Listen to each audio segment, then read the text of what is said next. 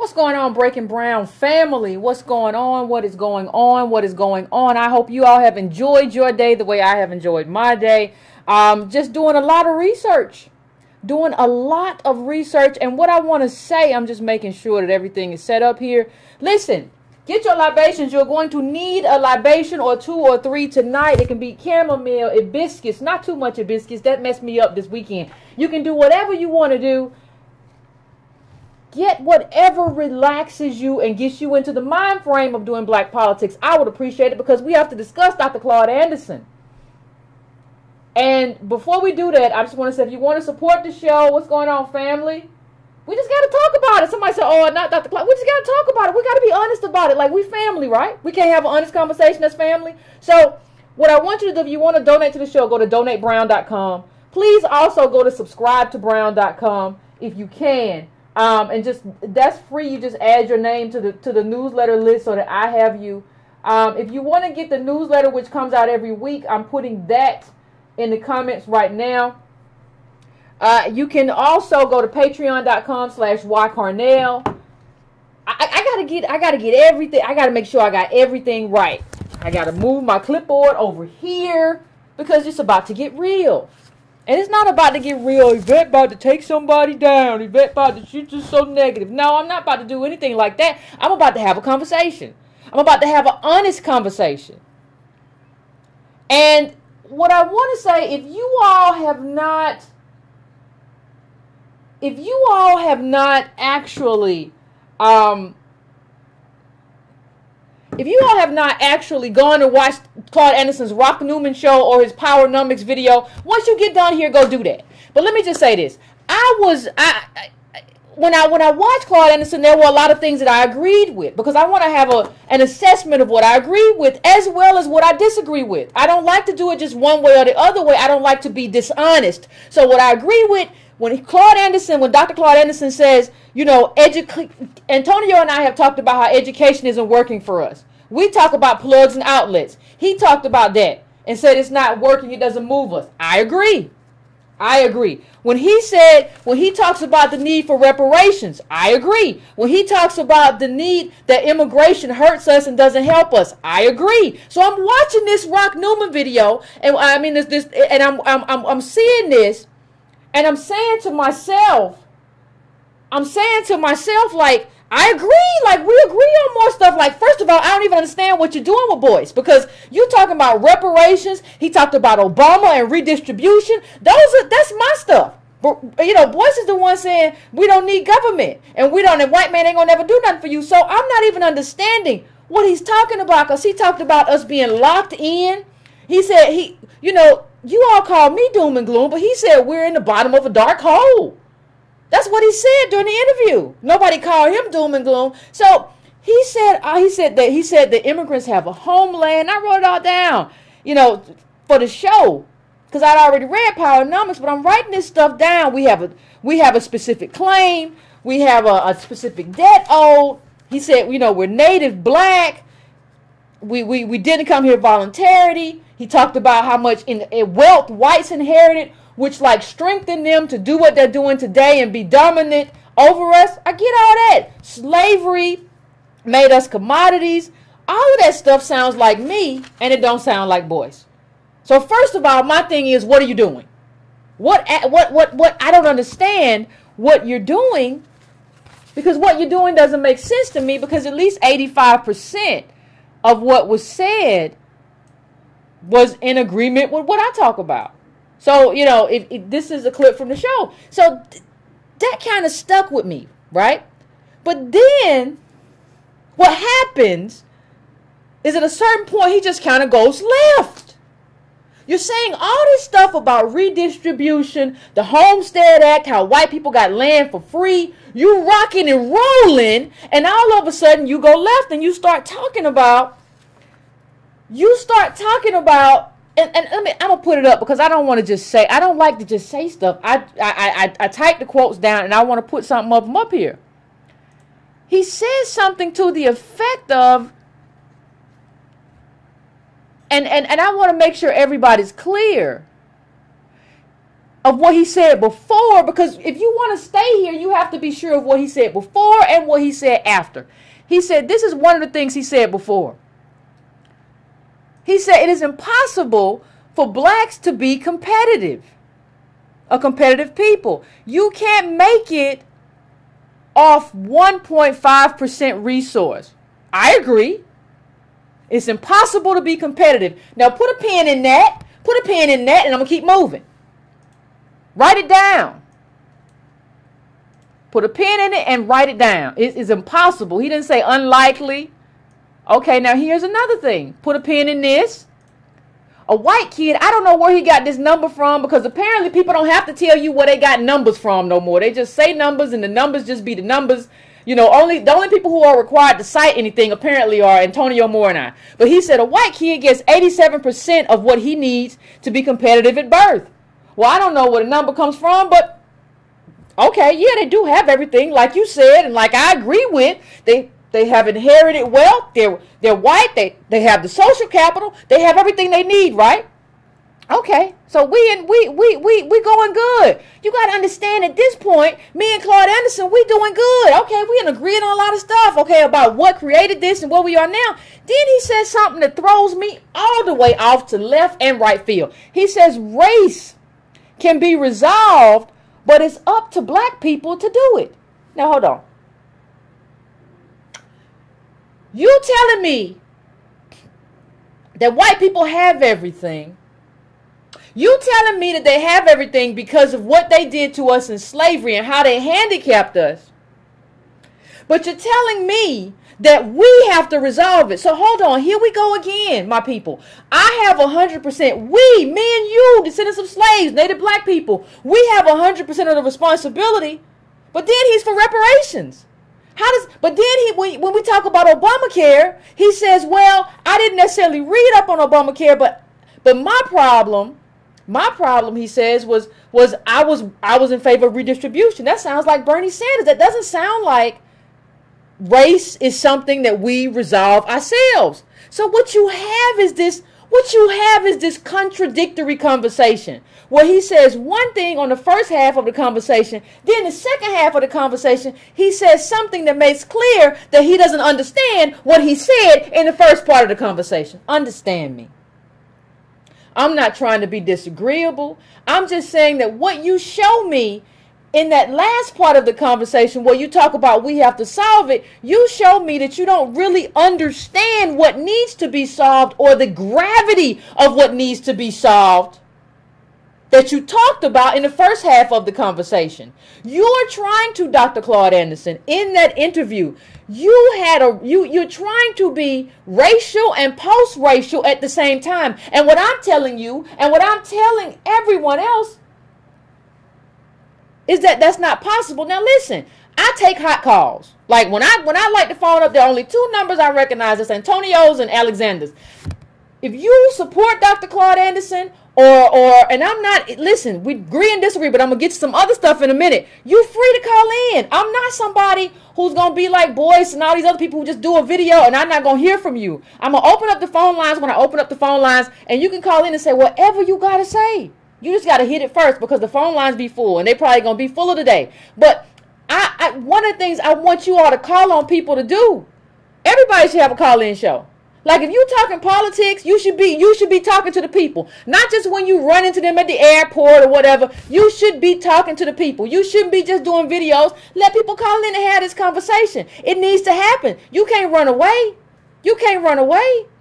And so I'm looking at this, black people. Understand that I'm looking at this. And I'm seeing what I see, which that it doesn't make sense. And I'm seeing that's what's happening with Dr. Anderson is that he assesses the problem, but doesn't fully understand that the prescribed solution in terms of when he says that it has to be solved by black people, how does that jive with what you said about reparations and redistribution? It doesn't make any sense. And so I'm thinking about, how did you and Boyce even get together? Because you're talking about redistribution and reparations. Did y'all just get together on this business piece? And then I have to ask myself, you have some very critical things to say about Asians. Dr. Claud Anderson, how did you get with somebody who talks about Charles Wu was using as a puppet? How did y'all get together?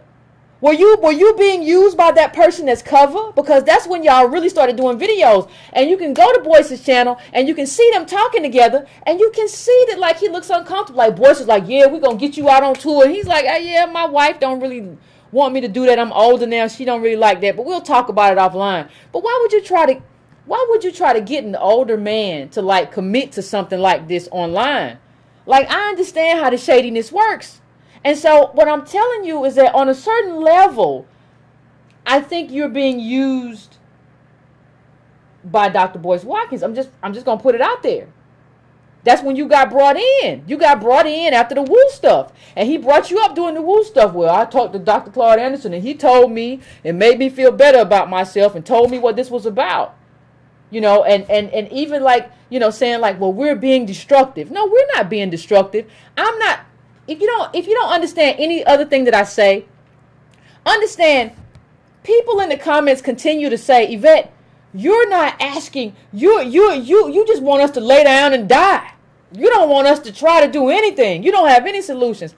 I don't want you to stop trying. I actually want you to do more.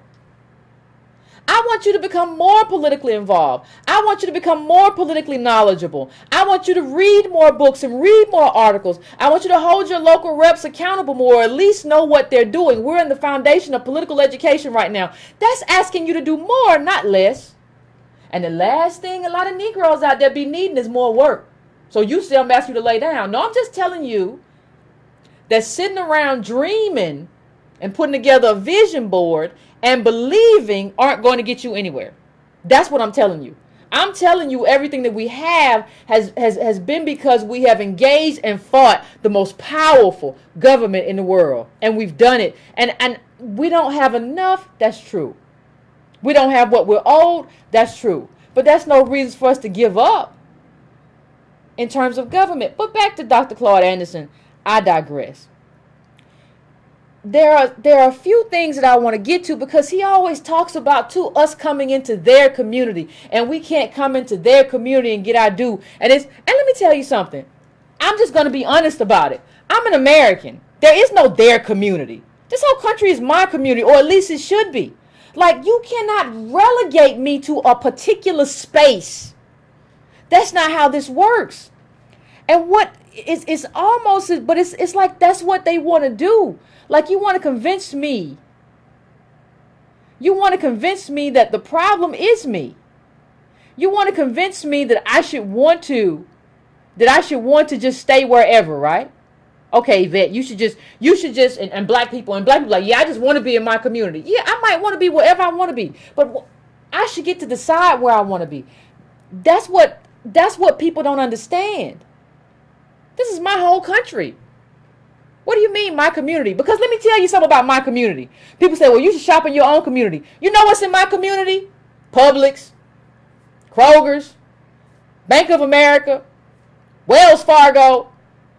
The main businesses in my community are multinational white conglomerates. Not no mom. It's not like these people are talking like it's 1965. Like there's a mom and pop black store and there's a mom and pop white store, and we're just shopping at the white store because we just think the white water's best. That's not what's happening. What's happening is these are multinational conglomerates. These are monopolies. And if you really wanted to do black business, you would have been fighting against monopolies, because monopolies hold off people from entering the market. But you try to talk like that don't matter. You try to talk like the only thing that matters is your particular ambition. And I'm here to tell you that that's not true. I'm here to tell you, if you tell me, well, the white man ain't gonna never do nothing for us. Listen. Your government is not the white man. That's the government that nobody except for stupid people walk around saying that our government is the white man. Not Asians, not Hispanics, not white people, not Latino. Like, nobody else does that except for us. That's the white man. No, that's your government. We all got the same government. And the government is the Congressional Black Caucus, it's the Congressional Hispanic Caucus, it's white people, it's Asian lawmakers, it's everybody in the government. So stop saying stupid stuff because you don't know enough to say anything different. It's not the white man. It's you holding your government accountable for a debt. And Claud seemed to agree with that debt. Then he contradicted himself. I'm telling you that these contradictions don't make sense. They're not in alignment. So even when you talk about like, well, you know, integration doesn't work. I agree that there's a difference between segregation. I mean, from desegregation and integration. But we ain't never had integration in this country. We never had it. It was never fully allowed and it was never fully done. We didn't have an integration of teachers. Black teachers were just left out. We didn't ever have an integration of schools. That's been all the way reversed. We didn't have any of that. So like at a certain point, you have to ask, what are people talking about when they say certain things didn't work? And I have to ask myself what Dr. Claud Anderson is talking about, because it never really happened. You're talking about like this fictional thing that never happened. So I have to ask you, where did you get that from? But that's okay. I'm about to bring something else up because there's a lot, and I gotta get through it all. So people are like, Yvette's talking fast. I gotta get through it all. It's absolutely essential that I get through everything on this paper, because if I don't, I know y'all gonna talk about me tomorrow. So I gotta get through everything that happened. Everything that Dr. Claud Anderson said when he talks in the videos, when you go and watch the videos, when you read his books, so much of what he talks about is a failure of government. And I think that's why he talks reparations, because he talks about the failure of government. So I don't understand, like I said, how you're with Boyce, because Boyce said government ain't gonna never do nothing for us. I don't even understand how y'all don't understand that your interests don't like really align. So, but it is what it is. So there was a when you take it piece by piece, another thing that Dr. Anderson says is, he says, you know, we in Powernomics, those of you who have read Powernomics, if you haven't read it, you can just go watch a video. There's a good video that gives you kind of a synopsis of it, right? And he talks about buying politicians. Well, here's the interesting thing. Politicians are very expensive. And all money is not the same. Well, what do you mean, Yvette? Well, I want to be very clear in terms of what I mean. There was a study that looked at like what happens when you buy politicians and how much they cost. And I just want to read a little bit from it so that we can all be clear on what this looks like. And it says, the study also looks at any connections between money from the telecom industry and a crucial 2006 House vote on net neutrality. For every $1,000 a representative received from corporations supporting net neutrality like Google or Netflix, they were 24% more likely to vote for it. For every $1,000 from companies opposing it, they were 2.6 more likely to vote against it. See, this is the thing that's happening. All money ain't the same. So like what that means is like if you doing some stuff for the people, that means your money ain't even worth the same as their money. Like this is, you have to understand that.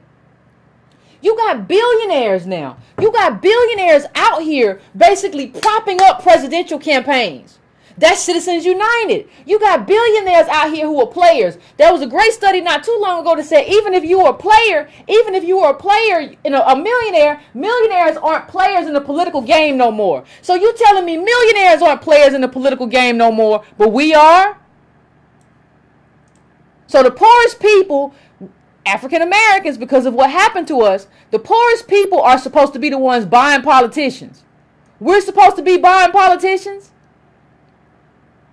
See, what you tell when you say that kind of thing to me, what you show me is that you don't understand the political climate that we're in. Millionaires aren't even really buying politicians like that. Not national politicians. They can buy local ones to a certain extent, not governor.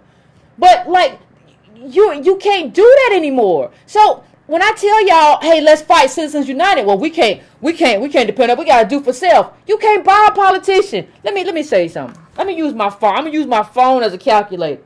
Now let's look. Let me show you. Here, if you put what we have as descendant of slave, native black people, you start adding this stuff up, right? You start figuring this stuff out. What you realize is that even if we have $1 million, we may be able to buy like 4 or 5 Congressional Black Caucus members. Now that's not even as who we are. That's not enough.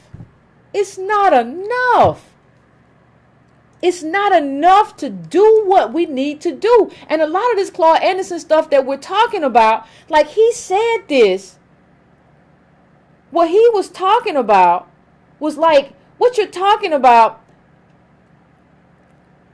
When you look at this book, it's like 2000. You got TPP. Right before he wrote the book, it was NAFTA. And then you have Citizens United. You have a lot of policy things that change the game. But it doesn't seem like people have made a space for that. It doesn't seem like people have understood that how this policy changed everything. And that's a problem. See, you were living in a place where they got everything. And you can say, well, no, Yvette, you said they got 90% or whatever. Listen, understand me. We produce nothing. Name me one Negro you know who produces potatoes for McDonald's. Name me one Negro you know who has a farm that produces beef for Burger King. Name me one Negro you know who has a factory that produces clothes for whoever. We produce nothing. And what's happened is you can't go and act like, listen, this is what is happening. We got people like Dr. Claud Anderson who are acting like, even though he's demanding reparations, what he's acting like is that we already got reparations. He's behaving like we got our reparations and now we can go compete. Except we ain't. We didn't get no reparations. We didn't get anything. So and then you have, let me show you something. Then you got your boy still out here talking stupid. You got Dr. Boyce Watkins out here saying, well, you know, we just the biggest key to closing the wealth gap. He doesn't even call it the racial wealth gap. He don't know what he's doing. Is to stop comparing ourselves to white people. Save, invest, study, and you'll be fine.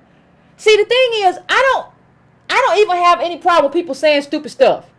I don't even have any problem with y'all sending this stupid stuff to me. I have no problem with it. But one of the things that I want to say is, if you're not going to, the report Antonio Moore and Dr. Sandy Darity, Derek Hamilton, did and published out last week, if you're not going to just admit that you're not a scholar, like you don't care about data, you don't care about scholarship, just call yourself a cult leader. Just that's what it means. When you just out here believing what you want to believe, you just a cult leader. You're not no scholar. You don't believe in scholarship. You don't believe in data. You don't believe in statistics. You just telling us to do stuff we've disproven. I have provided on this show dozens of statistics to show that what he is saying is a myth. All of these is built on myths. You hooked to boomers too, boys, with your police officer daddy and your grandmama that you talk about all the time. And my grandmama said save her pennies. What I'm telling you is that we have data to disprove all of that. So if you don't want to do it, then you don't want to understand it, just say, listen, I'm not a scholar. I ain't wrote a journal article. I ain't never wrote a book. I just believe. But don't just be talking about how you got a PhD all the time. It's annoying. And even with Dr. Claud Anderson, you have to when he says in Powernomics, a black person shouldn't want a government or corporate job. You had a government job. You worked in Carter's administration. What are you talking about? What are you talking about? You've never run a successful business. We got a lot of people running around who've never run a successful business telling us how to be business people and make $1 million, and you ain't never seen $1 million in your life. What are you doing? Not about upsetting me, but what are you doing to your people? We're supposed to be in this together.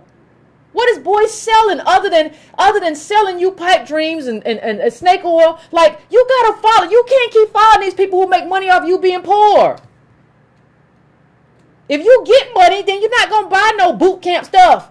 And it's going to be a problem. So I got to keep you, leave that political stuff alone. Just come here and buy more tapes. And if that tape DVD didn't work, we got another DVD. Or maybe you did something wrong. Maybe you're the problem. Haven't I told you that everybody who keeps telling us that we're the problem, they're problems, and they're people that you should be suspicious of? Haven't I said that already? Like, how do you not keep that? And How do you undo the Homestead Act? You got to get that back. And at least Dr. Claud Anderson does that much, right?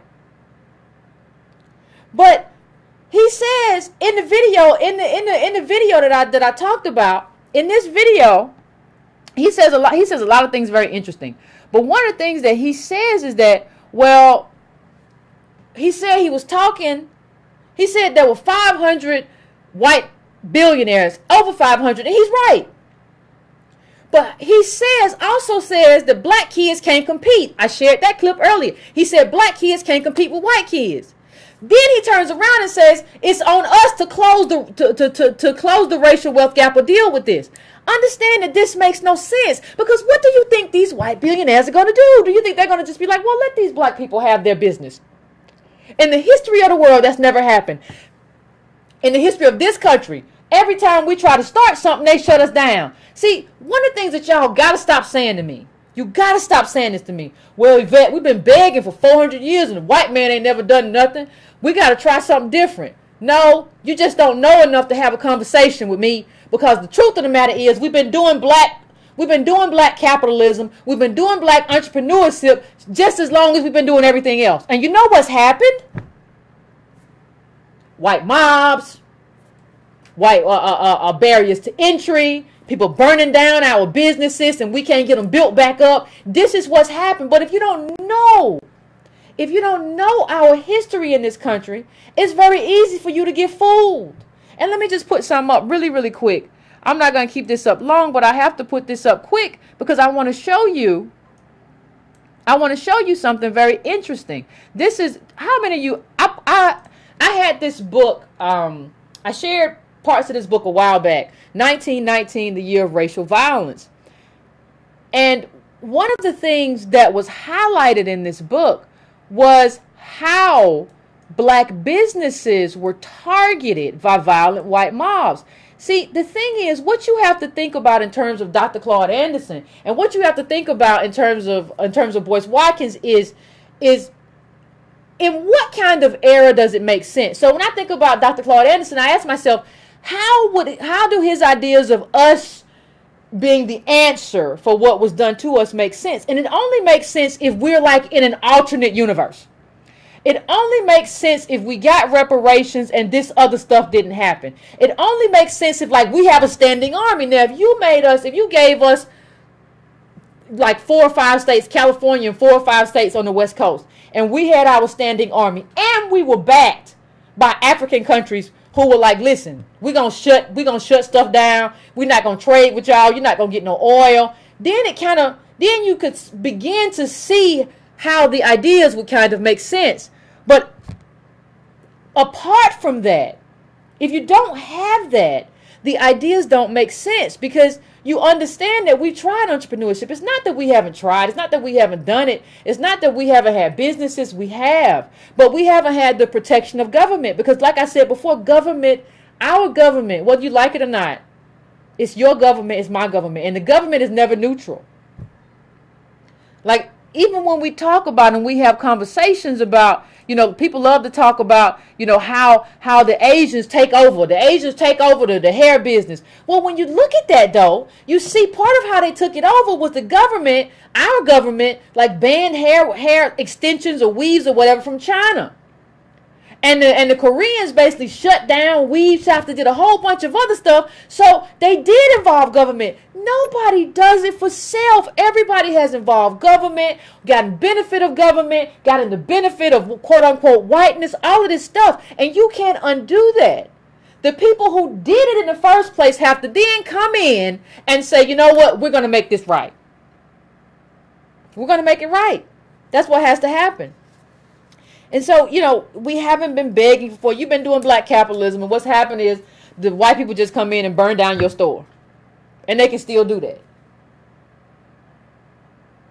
And understand, you have to understand too, when I talk about a Korean business, when people talk about, well, Yvette, that Korean business is doing business, understand one thing, the storefront, when you go to a store that's run by Koreans, the store is not the business.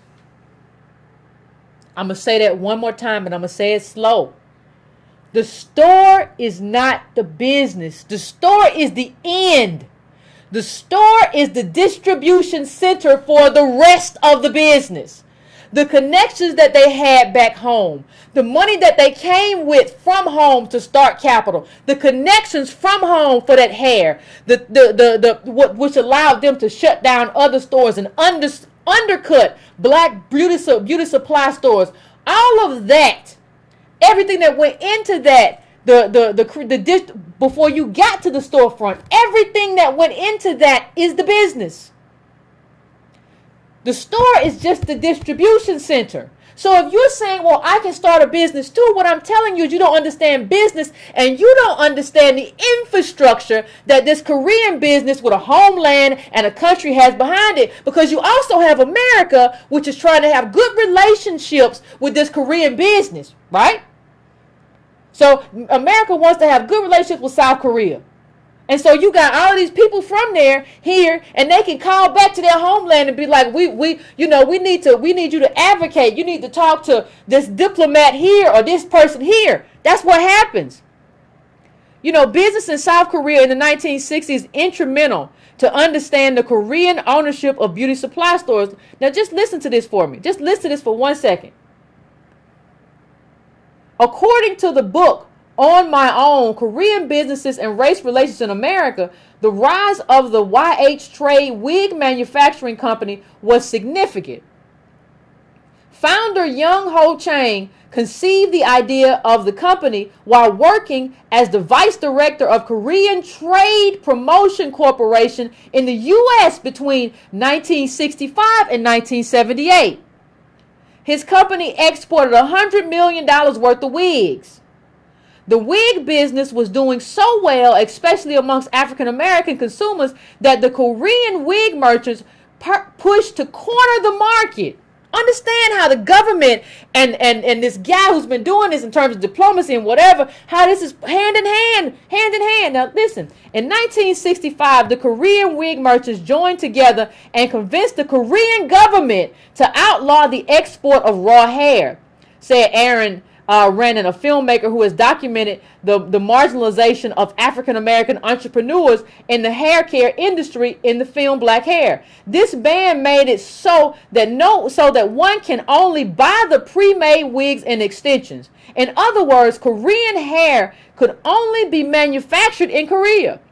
6 months later, the United States government created a ban on any wig that contains hair from China, effectively putting South Korea in a prime position to exploit the market. So you sitting here telling me that we got to be more like Asians, and we got to corner the market, not understanding that they cornered the market by getting government to advocate for them. If your government is never neutral, if your government does never get in a position to advocate for you, you will always be on the bottom. Government has to provide an environment for your business to flourish, or otherwise you're screwed. It is that way. It has always been that way. It will always be that way. And it is amazing to me that people who consider themselves experts in black capitalism do not understand that government provides the environment for certain businesses to flourish and certain businesses to lose. Governments decide, your government, my government decides winners and losers in business. And if you are not doing that, if you are not understanding what South Korea is, and how South Korea was used as some sort of, how the South Koreans here were able to use their government to put pressure on our government to get their businesses to thrive, then you don't understand business. And you really shouldn't be teaching business. And so, there are a couple of other things that I want to hit in terms of how we just don't understand what business is. And partly the reason we don't understand it is because the people you listen to have never really run a business. A successful business, especially in the height of any income inequality. Selling you a DVD about how to do business when you've only run a website is not going to work. And especially a website that's not really making money anymore. It's not going to make. You can't tell me that you know how to do business if the only thing you're selling is something to teach me how to do business. That's just an educational product that kind of uses my aspiration and takes advantage of my aspiration and my desperation to enrich yourself. It's not the same thing. And another thing, when you look at Dr. Claud Anderson, another thing he says is that he talks about how people never respected us as black people, as African Americans, descendants of slaves, native black people, because we're weak. And I didn't say it. He said it. He said because, we just never fought for ourselves. Now, the quote I just put up is from Ida B. Wells. And the quote says, "A Winchester rifle should have a place of honor in every black home, and it should be used for that protection which the law refuses to give." Now, Ida B. Wells said that, and she meant that because she understood that blacks were fighting back. See, one of the things we have to stop doing is allowing people who don't understand history to tell us what happened in history. Let me just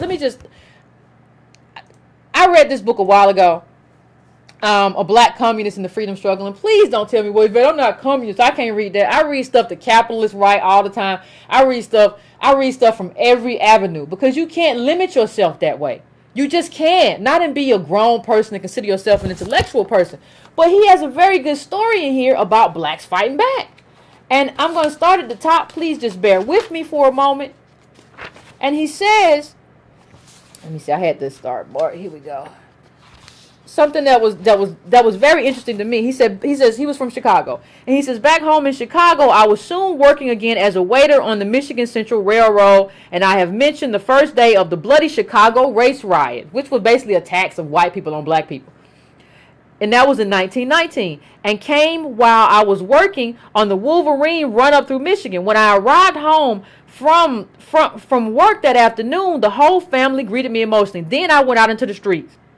And he says it was not surprising that he found black people, military, mostly black men coming back from the military, coming back from World War. He found them, and he says, listen, it was not surprising that defensive preparations were underway. There had been clashes before, often when white youths in athletic clubs, white young people in athletic clubs, which were just racist mobs, invaded the black community. These clubs were really racist gangs organized by city ward healers and precinct captains, right?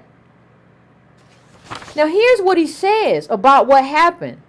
He talks about how these white people used to come through and just shoot up and dog black communities. This is what he said that the black veterans did. The black veterans set up an ambush at 35th and State, waiting in a car with the engine running. When the whites on the truck came through, they pulled in behind and opened with a machine gun. The truck crashed into a telephone pole at 39th Street. Most of the men in the truck had been shot down and the others fled. Among them were several Chicago police officers off duty, of course. You had Negroes out there running behind people with guns. What are you talking about? We never defended ourselves. What are you talking about? What do you know? I mean, this is from the 1919 book, and it says this is also a quote. It's also a quote about how we. And let me make it a little bit smaller for you. Just give me a second. But it's a quote about how we defended ourselves and how, like, what the strategy was, like how that worked. Like, so how do you, like, I don't understand us. I don't understand how we let people just sit around us and say, yeah, people don't respect us. Because in that interview, if you go watch it, Claud Anderson basically says, like, yeah, I was talking to a Mexican and he don't understand why we always begging, and I agree with him. How do you let somebody say that about you and your people? Like, what do you mean you talking to this dude? Like, he doesn't know enough. This Mexican you talking to don't know enough about black history to be telling me or telling you that we don't do enough. You just got here. And you wouldn't even be here if it wasn't for how we fought and what we did. And you don't get here to sit here and tell me that we don't demand enough. Who are you? You don't get to tell me anything. I'll walk away from you in a heartbeat and just say you don't know enough to talk to me. I will do it again and have done it. You don't know enough to have a conversation. You just got here. Been here. My people been here a long time. Once you've been here that long, then you come back and we can have a conversation. Once you read all the books, we can have a conversation. Once you read all the articles, we can have a conversation. You don't get to come here and tell me what I need to be and who I need to be. We're 14% of the population. We fought as hard as we could. We had riots. There's stories in both of these books about black people who got guns, sometimes successfully, sometimes unsuccessfully, to defend our communities. What are you talking about? People love to talk about courage and all this stuff. But did you march with King? Did you get your head bashed in? Did you take a bullet? People love to talk about, a lot of these old people love to talk about what King did wrong. And I agree that everything wasn't perfect. But what did you do? King took a bullet to the face. What did you do?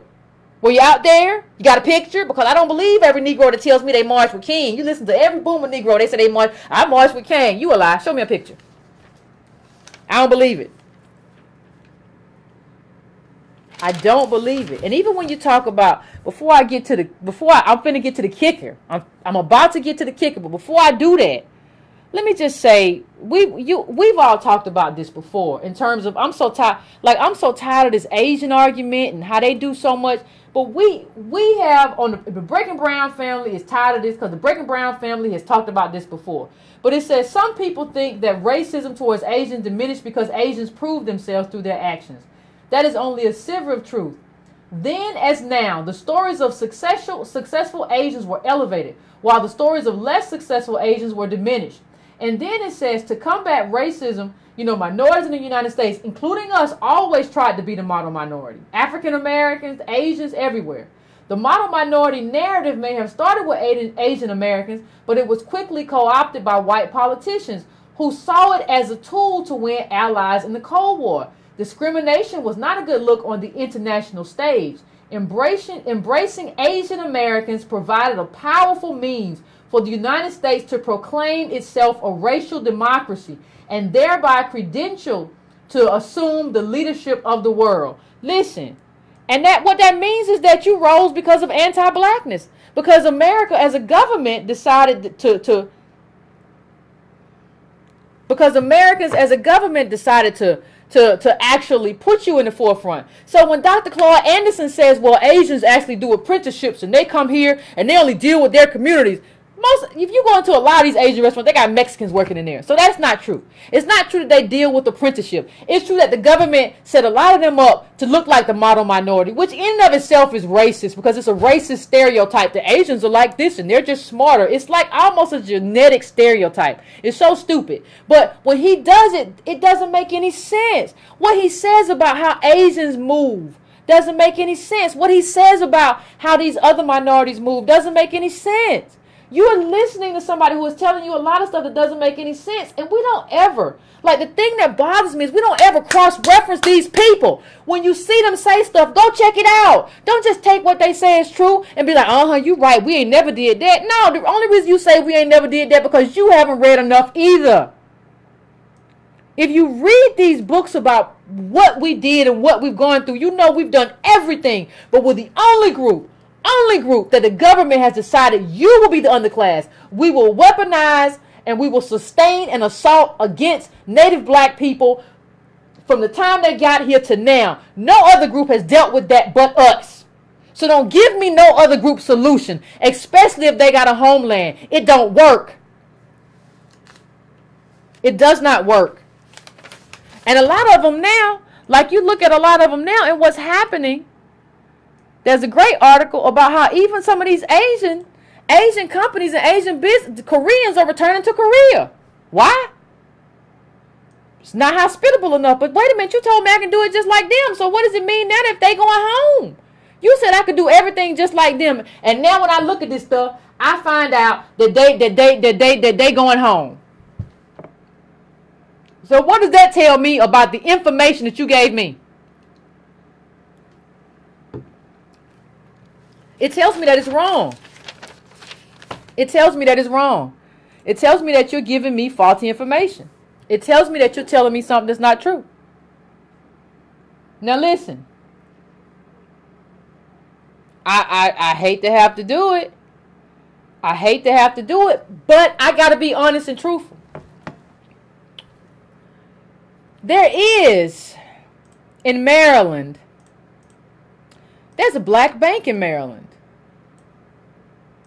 And this bank is called Harbor Bank. This bank, according to their financials, according to Harbor Bank's financials, they only have about 200 million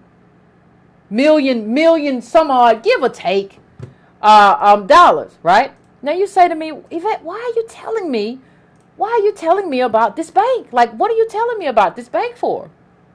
And how little this black bank in Maryland has? Well, because the guy that you're looking to, Dr. Claud Anderson, the guy that you're looking to for advice on business, he filed for bankruptcy, according to what I found online.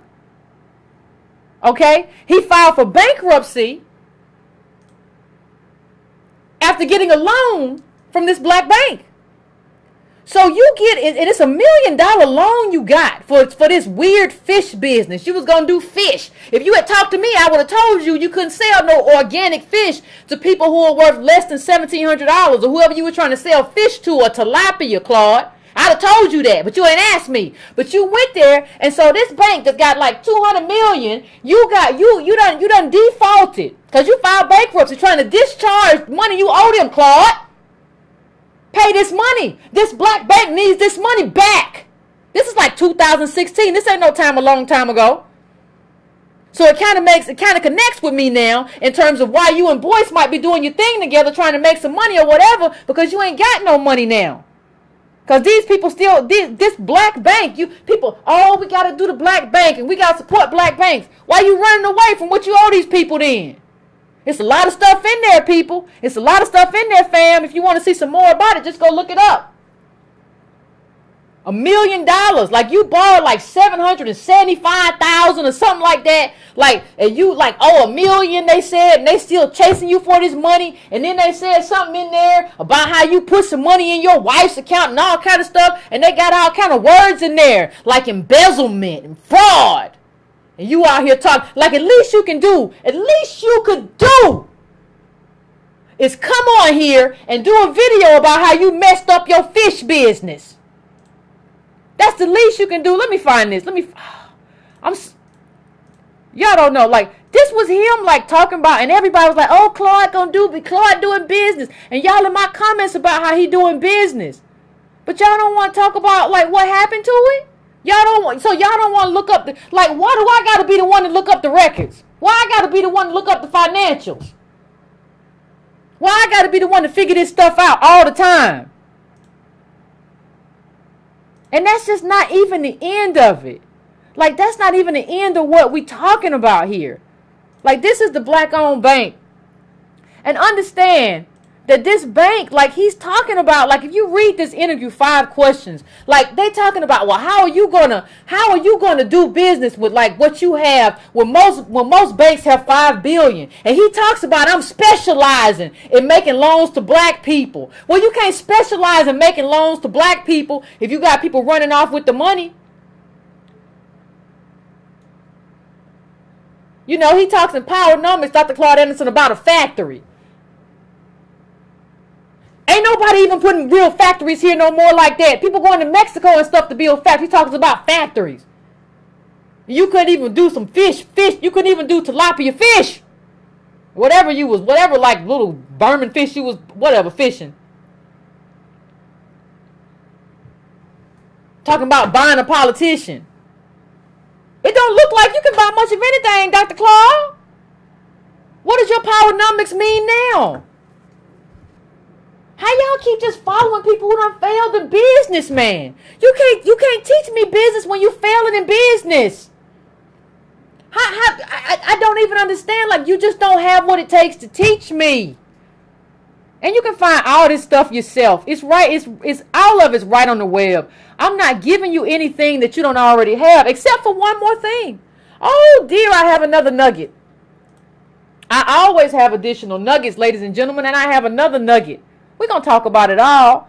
But one of the things that struck me, when I looked at it, I said, I saw that his attorney's name was, his lead attorney was Stephen M. Schneebaum. Stephen M. Schneebaum is your attorney. And I said to myself, Stephen M. Schneebaum doesn't sound like a black name. Now, I understand we all got different names, and maybe he is, but I'm going to look him up and see if he is. And this is what I find.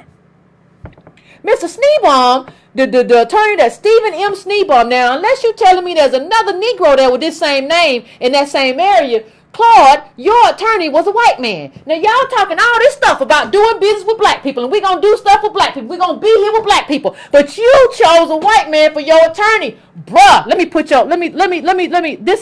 put him up close. This is what Mr. Schneebaum looked like. So y'all out here talking black business with a man who was a puppet for Charles Wu and Mr. Schneebaum. Now, hold on one second, please. Let me break it down for you. I even understand why you might have chosen this dude as your lead attorney. He has a resume that's impeccable. He look like, don't he look like the architect from the Matrix? This little dude, just like that dude from Maven, that white dude the boys working with look like a vampire. He looked like that, right? So I understand, because he was patenting Boggs. That's a major firm. I understand why. So the white people have social capital that you, Dr. Claud, don't have. So I understand why you chose him. I get it. But I'm not the one telling you just got to do black business and work with each other. Now, if y'all can find me a Negro Schneebaum in Maryland, and I'll come on and be like, it was a Negro by the same name. Can you believe it? But other thing you have to understand is that this white man with all these connections, he's somebody's daddy, he's somebody's granddaddy and uncle. That means that person don't have to pay for the connections. They get them for free. That's what whiteness looks like in America. And you can't tell me it don't matter when you went and got that man for your attorney and you done filed bankruptcy. If y'all fakes and frauds don't get off of my stage right now, I am done. I am finished. Is it not time for us to be tired of this stuff? I don't see why I always got to be the one to go look it up. It's always me and Antonio going back and forth, looking stuff up and trying to do. No, you just be listening to people. They be saying stuff and it be wrong, and you don't realize they done been bankrupt and all this stuff and trying to tell you what you need to do. And they ain't did no scholarship, no data, ain't brought nothing, but they still out here. They just be out here talking. Understand one thing. Dr. Claud Anderson hired a white man to keep from paying a black bank. I'm going to say it one more time. You hired a white man so that you didn't have to pay a black bank. You tell me how that's good for the black community. I'm here. I'll hear you. Phones will be open in a minute. You tell me how that's a good thing. You tell me how that's a positive thing for our community. You tell me, please, how any of this stuff works. And I want to hear it. I love to hear what you got to say, because I'm kind of tired of it. I'm kind of tired of listening. Like, this black bank is trying to loan and trying to do the stuff that he talk about. And that's why they probably gave him the loan. Well, we know that's Dr. Claud Anderson. And he's there for the people. But that's not what it looks like for me. It looks like you're there for you. And it looks like you're trying to run away. Like I said, I don't ever depend on anybody to take what I say for truth. You can go and Google this and figure all this stuff out for yourself. I don't anticipate anything for you to take my word for anything. My word is not gospel. Please go out here, Google this, bankruptcy. What's the name of it? It was like the it was, what was it? It was a fish company, and it was hard. Just go look it up, and you can see it for yourself. It is what it is, my family. It is what it is. I'm just trying to tell you, I never told you that you can't do any kind of black business. I just said that black business without black politics can't work. Harbor Bank is the name of the bank. Again, black business without black politics can never work. And that's all I really want to say, because I know y'all don't have a lot to say, so I'm trying to get to the calls. Yeah. Somebody said watershed. That's it. That's what it was. And I'm gonna try to get to the calls real quick because I know you all have a lot to say. You got to practice what you preach, people. I know you all have a lot to say, and so you know, people out here running from black banks, but I'm gonna put the number up. I'm gonna take a quick break. I'm gonna set the phones up, and then y'all can come through, and we can have this conversation. It is what it is. We got to be honest, though. I can't be dealing with no dishonesty. It doesn't work with me.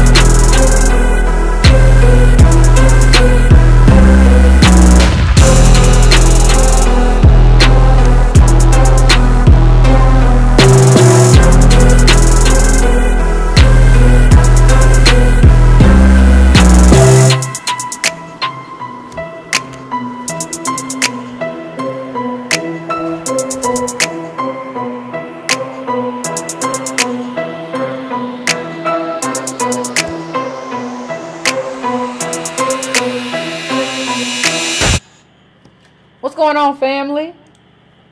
Woo, then I've kind of calmed down. I'm going to take the first call. Let me just see. Hold on a second. The first call is from area code 786. 786. What's your name and where you calling from? Hello, Yvette. This is Demetrius calling from Lake Mary, Florida. Okay, what's going on? What's on your mind? Well, I'm going to ask you, is there anyone that you don't know personally who you think is has some great ideas about about how to bring about solutions for Native blacks. I mean, I've talked about Dr. Sandy Darity on this show. I don't think anybody's solutions are perfect, but I think his solutions, in terms of them being anchored in government and anchored in our history of descendants of slaves, I think they're good. And I think because they're anchored in actual reality and scholarship, he's more likely to get attention and get, you know, if you go into a sit down with these people, you have to have data. You can't be like, well, I believe we can do it. That's not what works. So I've talked about that. You know, I listened. I mean, I've talked about Derek Hamilton on this show in terms of he and Sandy Darity working together in solutions. I agree with a lot of what they do. I think we need more. I think we need to even go even further than where they go. But I agree with where they are. So yeah, there are people. That you don't know personally. I don't know them. I don't know them. I never met either of those men. What do you mean? Okay. Just okay. And then the next point I want to make, as far as Dr. Claud Anderson, and maybe I kind of tuned in late to the program. So if I'm speaking, if I'm misspeaking here, please let me know. But I will. I mean, it hasn't. I'm sure you will, but. I mean, I understand that there's some things that Dr. Claud Anderson talks about that you're taking strong disagreement with, but I mean, he has but you guys are on the same wavelength with some concepts. I mean, he is very pro reparations, and he talks a lot about working through the government and getting Yeah, bro, you came real late because I discussed all of that. So I mean, I addressed all of that. But what I said was that, and I don't have time to really go into repeat myself, but I said that his solution when he talks about business, reparations is great, and redistribution was great, and I agree with that. But when you start saying that he says something to the extent of only black people can fix it, then you're not making sense. Then you're proving to me that you don't understand the gravity of the situation. Then you're proving to me you don't understand income inequality, historic income inequality. Then you're proving to me that by your solution, you are showing me that you don't really understand the problem. So that's where I was with that. I appreciate you calling in, though. All right, I'm coming to 424. I'm coming to you. What's your name? Where you calling from? This is John. What's going on, John? This is John from Moreno Valley. Okay. Yvette, I listened to a lot of Dr. Claud Anderson videos, and I got the same concept what you came up with. None of this ain't making no sense, because when they tell you can do something about government, and they say you need this and you need that, and the CR people ain't really helping nothing. It's just crazy. I don't know. I admit it's crazy. You really have to do your research. And really know what you know, because if you listen to them people, you're gonna be X'd out. It ain't gonna happen. You can't, like, why would you, like, you did it and you failed, and you're trying to tell me that's what we got to do. You're trying to tell me that's what we got to do, but you did it and it failed. You did it, you tried it. Yeah. You got a loan from a black bank. Isn't that how it's supposed to work? You're supposed to get a loan from a black bank. Yeah. Black people loan to black people. You get your loan and you do business, and you do it and it didn't work, and you still pushing it on me though. Like, but you still telling me that's what works, but it didn't work for you, right? So you have boy said he filed for bankruptcy in his 20s.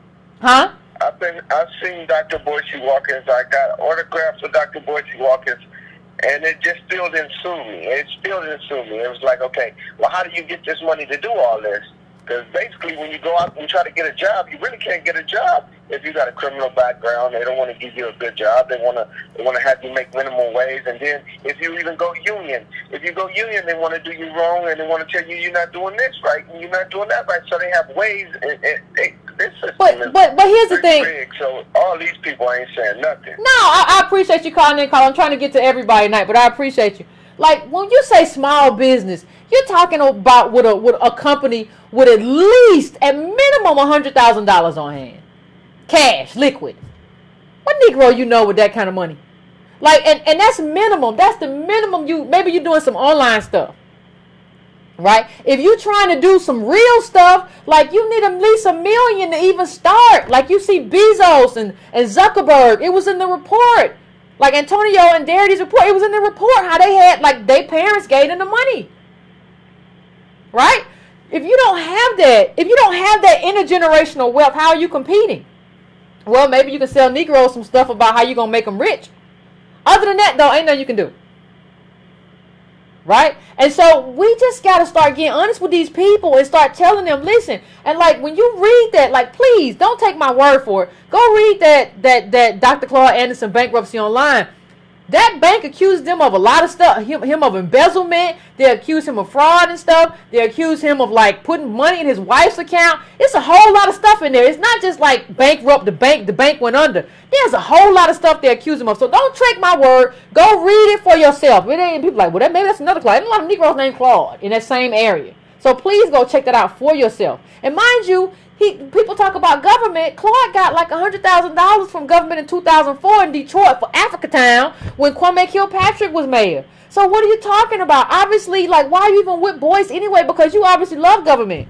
You work for government, you done got money from government, and now you with him because what? I know how smooth Boyce talk. He gonna make you some money. You just gotta stick with me, kid. Oh yeah, whatever. Here we go. Area code 64637. I'm coming to you. 64637. What's your name? Where you coming from? Calling from. Sorry. How you doing, Yvette? My name is Ron, calling from New York. I'm pretty good, Ron. How about you? Good. I'm wondering if you are familiar with two things. Number one, it's called A Blueprint for Black Power by Amos Wilson. Yeah, I've heard of it. And okay, great. And I don't know if they're still doing it, but every year the Nation of Islam used to publish a report to help blacks get out of financial debt. And basically they had a plan for basically turning around the poverty level in the black community. But I think it was Mike Tyson who had said this. He says everybody's got a plan until they get hit. Now, I started a small startup company about a year ago, and it's been one of the most challenging things I've ever done. And what I want to say with that is that I think that Boyce Watkins is really just trying to sell you on how easy it is to become a millionaire. Yeah. And I would love to see statistics in terms of people who enroll in this program, how many of them actually walk away with a six-figure income or actually do businesses, because all businesses are not alike. You know what I mean? Yeah. You know, better, I think it was the Better Business Bureau said that small businesses fail within the first 2 years. Yeah. Oh yeah. If they make it past the 5 year, if they make it past the 5 year mark, they're doing really well.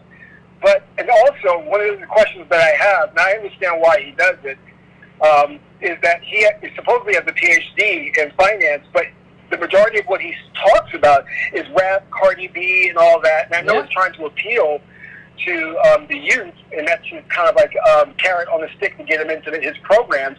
But I just find it very distracting. If you're a scholar, you have to be talking about the numbers. Like, what is the success rate in your business? How many people are actually millionaires? And lastly, with Dr. Claud Anderson, I think with these guys, they try to put forth that the outliers are the common thing that we need to look at. But they're very rare cases of individuals who can walk away with a substantial amount of money from a business that they started from the ground up and not inherited any money as capital to invest in the business. Does that make sense? No, you make perfect sense. I understand what you're saying. Like, listen, here's the thing. Go ahead. My startup is not located in Silicon Valley. I had to take money out of my pocket to do it. So, and it was a struggle. I'm still working my day job to actually and come home at night to work on my startup. But this is the last thing I want to say. I think it was about 2 years ago, Jada Pinkett Smith had said, because Hollywood didn't nominate any black films, that we need to start our own Hollywood. And I think that we don't have a realistic view of business, because business is cutthroat.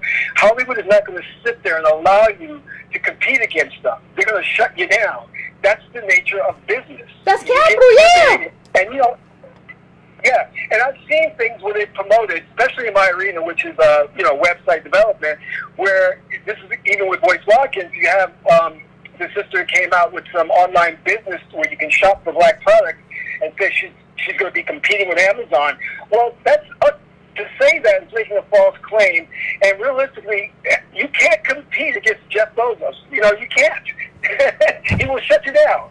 So that's all I wanted to say. Thank you, caller. I appreciate it. You know, the other caller who called in about solutions. Let me just say this: like, if you wanna read like some of the solutions, like just go read Sandy Darity's 40 Acres and a Mule in the 21st Century. 40 Acres and a Mule in the 21st Century. Like, then you understand where I am in terms of solutions. You know, these are real answers. Like, you know, they may not be perfect. Nothing's perfect, but these are real answers. You know, 98% of black female, you know, businesses, there are no employees on paper. These are mostly women. These are no employees on paper. So I don't even know what everybody's talking about.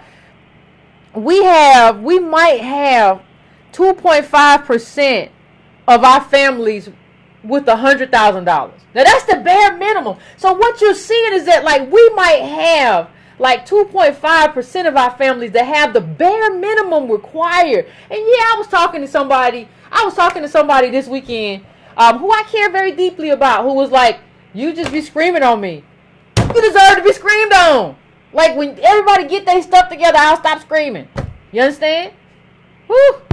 Get me upset. Anyway, I'm going to 202. What is your name and where you calling from? Yeah, hi, I'm Yvette, and also good evening to Breaking Brown. My name is Paul, calling from Maryland. What's going on, Paul? One of the questions I have, yeah, hi, how you doing? Yeah, one of the questions I have is simply this. You know, we were talking about, you know, you had briefly touched on solutions, and you always say about how you can't do business without, you know, government.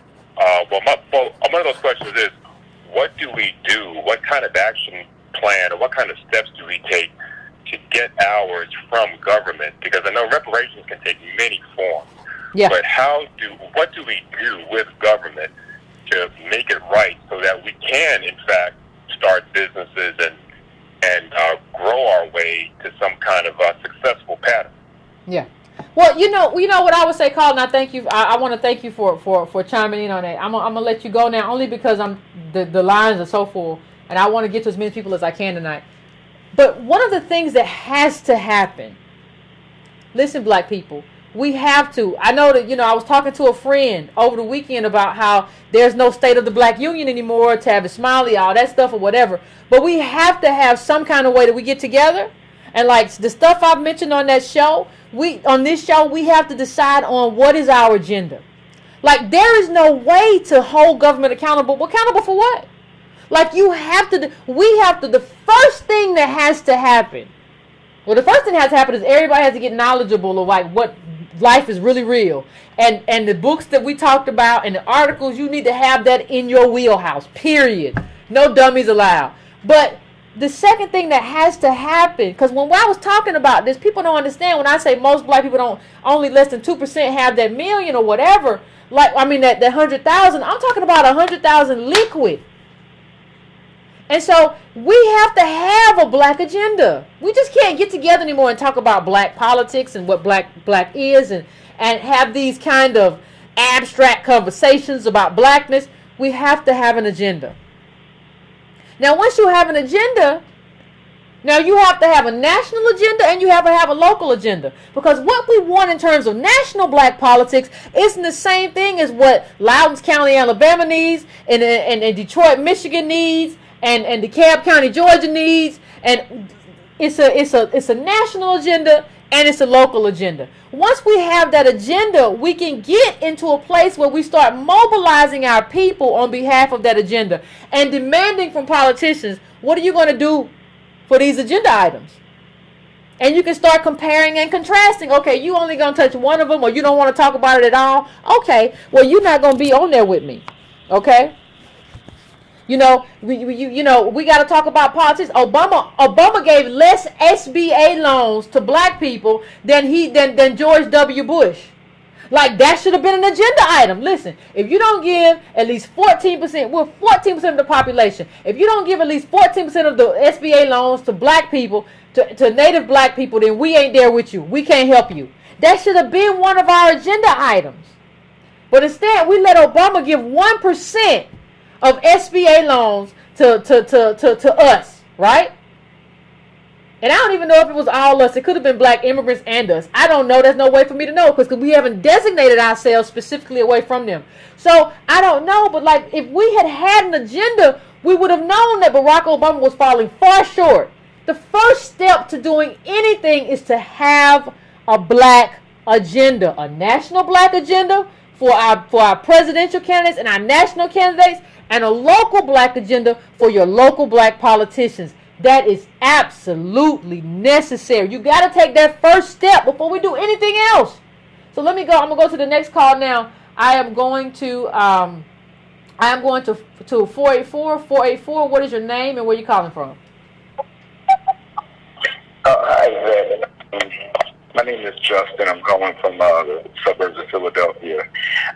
First of all, I just want to say, it's really important that you show Dr. Claud Anderson's legal situation, because so many people blindly follow behind these loudmouth talking head folks, and but you never get to see you never get to see the receipts. So thank you for showing his receipts. Now, did you know Claud? Did you know his legal situation before now? I didn't know that. I mean, honestly, all I know about Dr. Claud Anderson is the old C-SPAN clips I see on YouTube that makes him look, really good, makes him look like he knows what he's talking about. But now that I know that he's having legal trouble just like the rest of us, and having money trouble just like the rest of us, is an interesting. It's just interesting to know that and to have more information on who I should be listening to. I wasn't listening to him anyway, but for other folks, that's important. Yeah. Secondly, it's these baby boomers. They talk out of both sides of their mouths. They love to sit here and pretend that they're for the people, but yet they're always trying to get theirs. I work with a baby boomer, and I just want to kind of tie in immigration with this as well. Okay. This baby boomer said to me, we should be out on the corners in the morning, like the Mexicans, and we should be standing outside like the Mexicans, and we ain't trying hard enough, and we're not doing this. I said, last time I checked, I'm an American. What do I look like standing outside on a corner trying to get a day laborer work? Like, this is the problem when we follow behind these people who have the gravitas due to their age, but they don't back it up with any data, any knowledge, and on top of that, and I mention that because Dr. Claud Anderson, he said we should follow after the Koreans and all that stuff, which is nonsense. They should be following after us, and they should be thankful. Well, they are following after us. They are following. Like, everything we made possible is why they're here. Like, and they are following after us. That's what I mean. Yeah. That's what I mean. Like, they if it wasn't for us, they wouldn't be here. But in terms of following after them, I shouldn't be begging. I'm an American. I shouldn't be begging for anything. My government should be taking care of me. An American whose ancestors built this country, not just an American. You didn't just get naturalized. Your ancestors were commodities on Wall Street and everywhere else that built this country. You have a specific justice claim that nobody else has. And Dr. Claud Anderson and I agree on that. So what you doing with boys, bruh? You don't know business. Like, let's do government because you don't know business. We know you don't know business. Let's do government. Absolutely. And I just want to say this, and I'll tie it in with Oprah Winfrey. For 30 years, Oprah Winfrey told young Americans, but in particular young black Americans, go to school and get your education. And as Antonio's report just showed, that doesn't help. I mean, obviously, it's good to have an education. It helps somewhat, but as far as closing the racial wealth gap, it doesn't do anything. And it's no different than Claud Anderson. Claud Anderson tells us to do this foolish powernomics, and it doesn't help. It means nothing. So I just want to really say that we got to be careful as Native Black Americans who we're following, who we're listening to, and if they're not showing us receipts, and if their receipts are coming up really messy, we got a lot of questions to be asking ourselves. I agree, Carl. Thank you for calling in. Somebody on the somebody in the chat said that Claude mentioned like his problems during a Carl Nelson show, and that's fine. But like once I realized that like you have that problem, then you can't teach me. You can't be a part of a course or teach me a course about business when you tried business and you were unsuccessful. Because really what you're talking about in being unsuccessful is being undercapitalized, which is what being Native Black in America really means. You're undercapitalized. And so, you know, this black bank couldn't really help you and all this other stuff happened. So like, yeah, it's a problem that you trying to teach me. Like, we're so weird and sometimes in terms of Native Black people, like descendants of slaves, because we want to believe so bad that like even if a person has failed, we be like, well, it sounds good, sounds all right. No, it don't sound all right at all. It's a problem. Listening to people who have failed at something shows you that like what they're talking about isn't true. And he can just bankrupt in like a way where he's reorganizing things. Like if you just go look up the bankruptcy, there's a lot in there. There's a lot. It's much worse. It's all kinds of stuff about embezzlement and chasing him and all kinds of stuff. Like this is a problem that the person you're looking to. The two people, both of them have filed bankruptcy. I don't have any problem with filing bankruptcy necessarily, considering where we come from. As descendants of slaves, if you file bankruptcy, if you were a regular person walked up to me and say, Yvette, I filed bankruptcy, I would be like, I understand. But you this presentation that you have in terms of, well, I can teach you this, Boyce and Dr. Claud Anderson, both, you know, you say I can teach you this and I can teach you how to be successful at XYZ, and this is what we need to do. But like the thing you're telling me we need to do, you failed at, and with Claud Anderson, it like might go further, like I'm just saying according to the paperwork. You just can't advocate. Why don't you understand that you can't advocate for that position anymore? You have to find a new position based on your own life, not even just the data. He said we buying politicians. What was that politician you bought though, Claude? Or he wouldn't show up for you in gold? I don't know. So I'm going to the next caller. I'm going to 786. 786, what is your name and where you calling from? Hello? Hey, what's going on? Hello? Oh, how you doing, Ben? It's Charles from Miami Gardens again. What's going on? How you feeling? What's going on? What's on your mind? Yeah, I just wanted to say, I like Claud Anderson a lot. I think it would be best that you guys, I mean, not you guys, which is you now, but you should probably invite him on the show to at least defend himself. He can call in right now. He can call in right now. He can call in. Listen. Yeah, I don't know. I'm just saying. Yeah. Claude, if he hear you, or you should probably. Well, he can call in anytime. I have, like I said at the beginning of the show, I have a hot mic. Like I don't have anybody here to screen calls. So you can call in anytime, but it's not my job to just be searching down people and just trying to get them to come on. People will say a lot of stuff that's not right. I got to seek you down and be like, can you come on my show? No, I ain't doing that. There's a fine line, black people, between being respectful and kissing ass. And I'm not doing number two. Understand that. Go ahead, Carl. I'm sorry. Yeah, it's fine. I'm just saying, you said a lot of good stuff, because like I said, the other callers said the same thing. You guys are almost on the same wavelength. I think that he's kind of like outdated, and he might need an update on a lot of his information. So, I mean, that's probably something you guys can do, because he might, like you say, he's getting old now, so he probably don't want to do any more research. But, I mean, he still means well, and I think he really does still care. So I don't consider him to be that much of a fraud or something like that. He should reach out. Well, listen, he should reach out to me. He should reach out to me. My email is editor@breakingbrown.com. You can reach out to me. Yeah. Like you said, you said in the chat, that someone said, he said on the Rock Limit show that he did lose his business.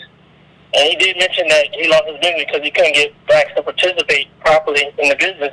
Yeah, in organic. Wait a minute. You gonna tell me you couldn't get blacks to participate in organic tilapia fish? Who told you we was gonna participate in that? See, if you had known the data, you would known that. Last year we had 1,700. It's less than that now when you take out depreciable goods. It's like 1,400 or less. You want us to be involved in organic tilapia? I could have told you that wasn't gonna damn work. Yeah, I mean, these people trying to do stuff, I understand, but he also did say that, excuse me, that he tried to do the politician route that you said do a government, and the black politicians didn't want to help him out. They didn't want to do anything. So that's my other question for you. Like, when politicians and government don't want to work for us, what do we do? Well, what do you mean they gotta work for us? What the thing is? See, the thing is, like DC said they no, you can't go there. But here's the thing, Carl. You can't go there first.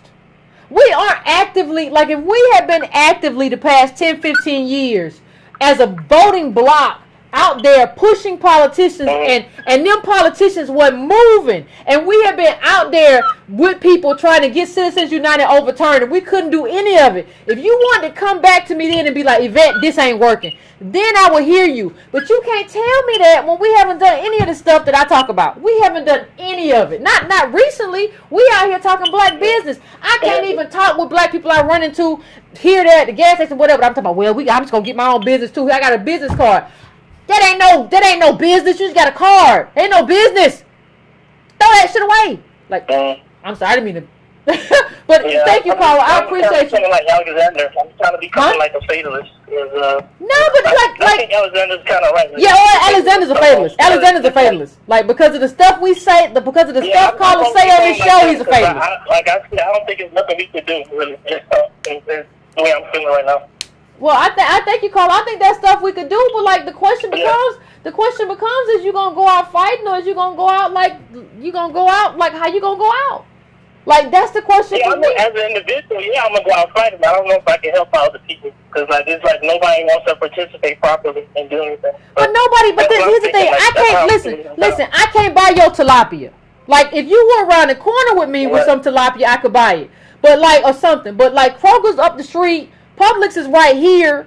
Like, you know, I can't like, and it's cheaper because the thing is, when you have these conglomerate businesses, right, they can make stuff a lot cheaper than your tilapia, right? And black people don't got no money, so you want them to go and buy your expensive tilapia as opposed to just buying the cheap tilapia from Kroger's. They can't afford to do that because these other businesses have a monopoly. But see, if we were trying to be anti-monopoly, we could do that. I'm just talking about as a whole, as everything. Like, I'm becoming a fatalist. Business, politics, everything as far as black people are concerned. Because, like, no matter, like, people, you say a lot of right stuff there, but a lot of black people are not going to listen to you.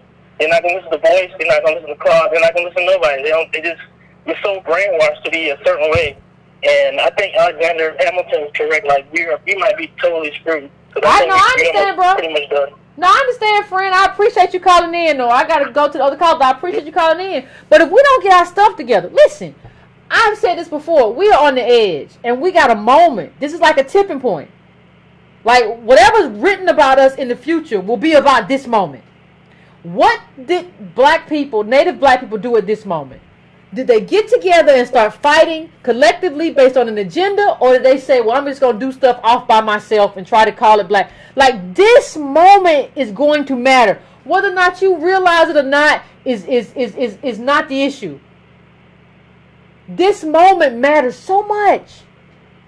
Like, that's why I was so flummoxed that we voted for Hillary as opposed to Bernie. Like, I don't like the whole just class and not race. I had a big problem with Bernie and his anti-reparation stuff. I had a problem with it. I had a big problem with it.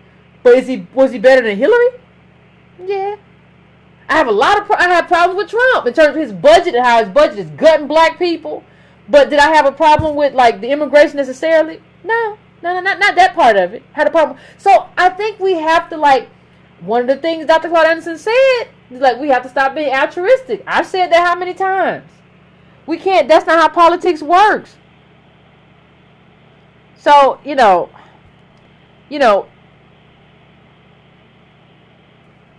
I want debate that Claude was at to fund black business And so I want him to pay whatever money he owes because I need that bank to continue funding black business. I'm going to 678 now. 678. What is your name and where you calling from? Hey, Yvette, how you doing? My name is Tariq. Hey, Tariq, what's up? And Yvette, I gotta say, shout out to you. I mean, I appreciate first it was Nas, then it was Remy, but you just brought another form of ether. That is just phenomenal. I mean, I gotta tell you, here's my concern. Okay. I hear, I'm not well versed in a lot of history and anything like that, but I read a lot and I study a lot, but I have a question for you. At the end of the day, I understand your standpoint is, okay, the way for us to come out of this or come rise up above this from where we are is by way of politics or government. Okay. But, hello? Hello? You still there, caller? Hello? What happened to the caller? All right. 678, if you want to call back in.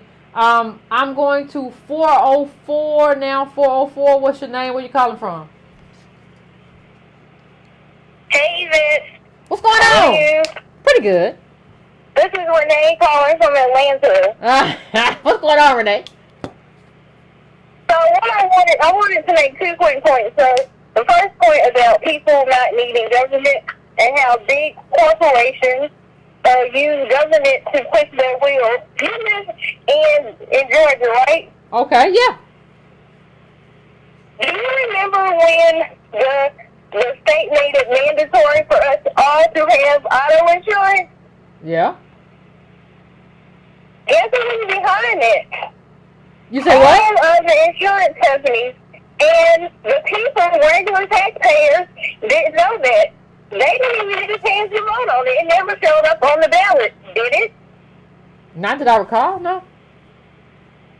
Exactly. So you had all of these insurance, all state farm, pushing this public policy locally that people were unaware of.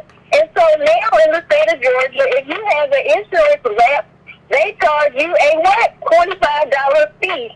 Now, what if I'm underemployed or unemployed and I can't pay for insurance? Where does that leave me? At your house?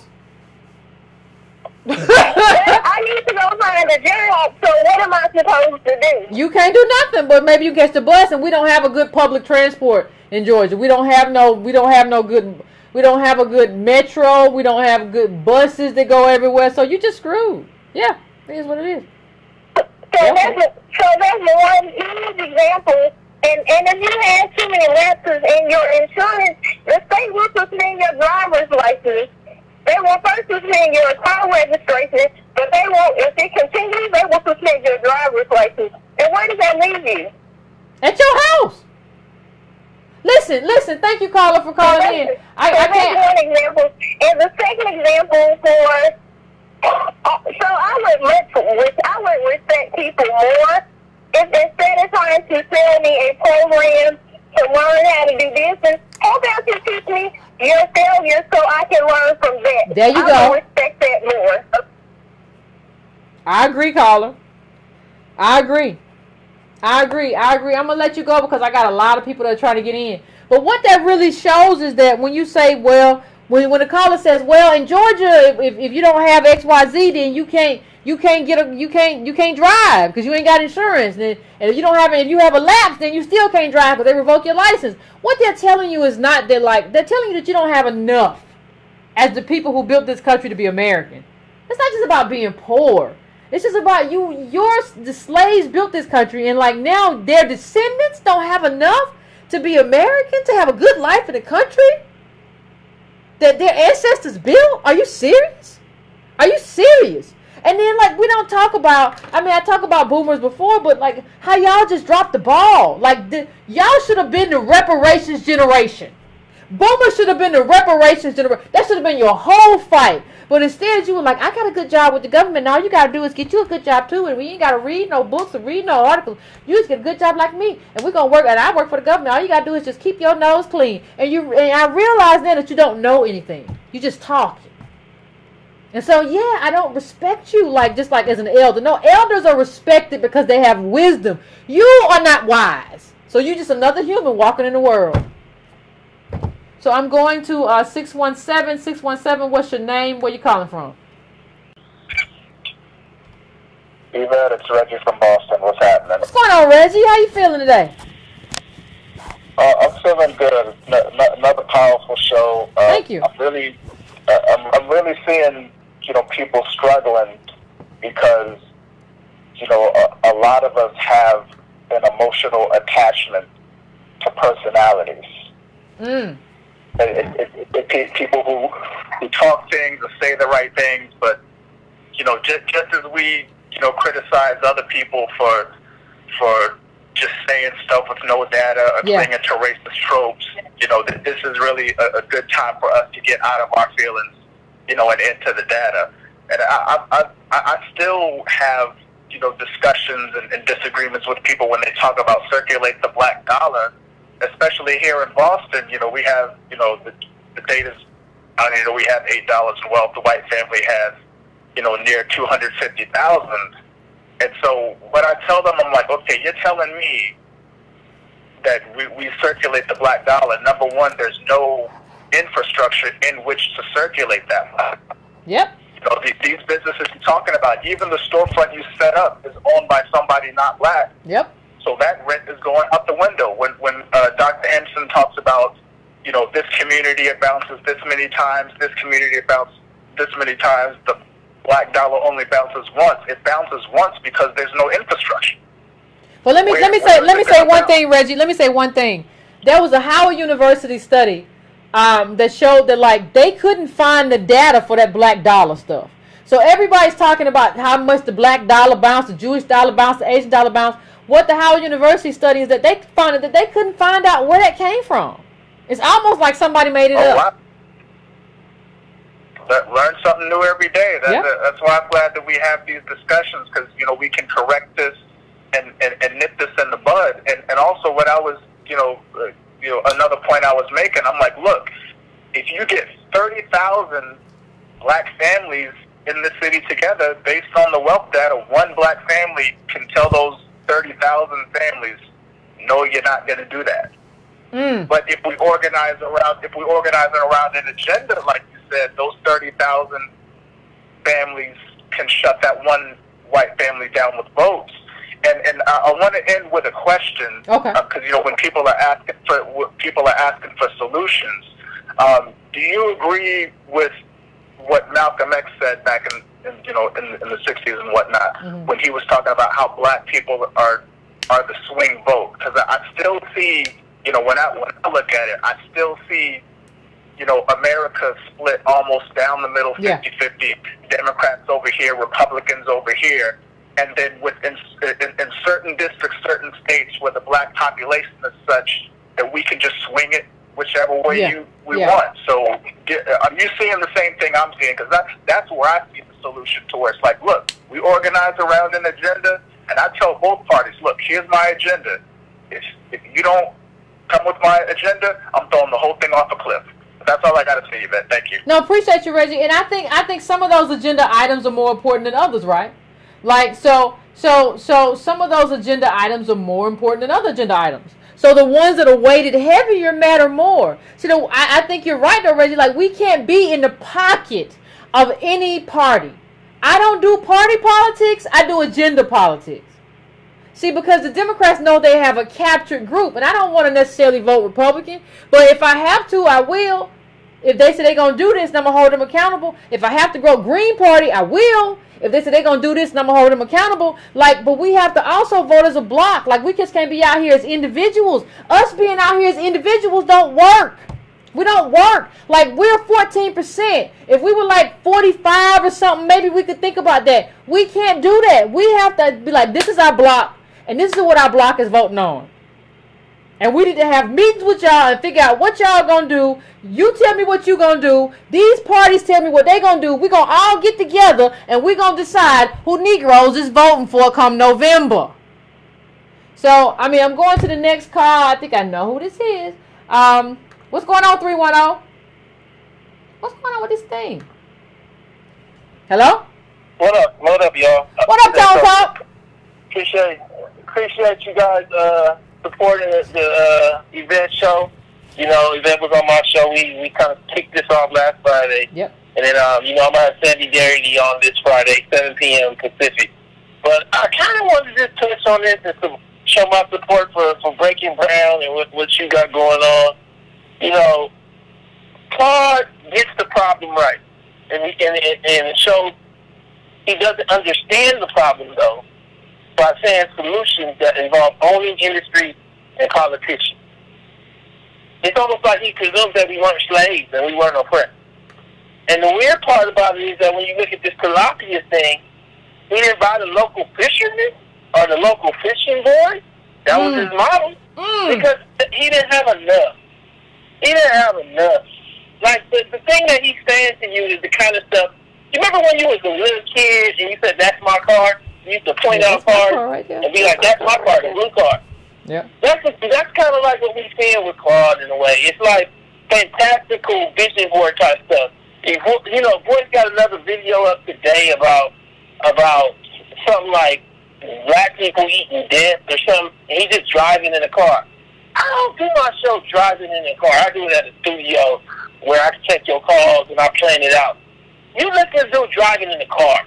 I bring on people like Sandy Garrity, a leading economist, or Dr. Kevin Cosby, HBCU president, or even Yvette Carnell, political commentator. And we sit out and we plan the show. I did a paper and ended up getting an opinion piece in Fortune. Please tell me if Boyce has been in Fortune regularly, if he's putting out scholarly work. Nope. None of this stuff that he's saying make no sense. Nope. You know, cryptocurrency, now he don't talk about that no more. Now we won't talk about Bitcoin no more. You know, then we'll talk about that. You know, I really urge you to read these papers. Read Brothers Don't Make It Rain by Sandy Garrity and Dirk Hamilton. Read 40 Acres and a Mule in the 21st Century, which is, and you can Google that, 40 Acres and a Mule in the 21st Century, which is Garrity's paper on reparations and how it can actually be disseminated and how it actually can be achieved. I'm not here to play. I'm not here to play. Y'all want to play, go to Boyce Market. You're not here to make videos in your car about stuff you thought about while you was driving down the highway? No, let me say this. Like, when you look at powernomics as a focus, you have to really understand the kind of shift that happened over the course of, if you're under 40, your adult life. You got NAFTA in 94. You know, he probably wrote the book in 98, published in 2000. You got TPP well after that, which is the trade bargain with the Asians that led to all this buy in China stuff. You got the rise of Amazon, rise of Facebook, the billionaire class. You got Citizens United, which allowed billionaires. Like before, let me explain to y'all, because like a lot of black people, we don't have no exposure. Before, you used to be able to like give like as little as like $20,000 and get close to the president. Like before Citizens United. You used to be able to give like $20,000 to a local like PAC or something like that because they had to take it in pieces. And that would get you close enough to the president. I mean, not to change politics, but you in the room. $20,000 don't get you in the room no more.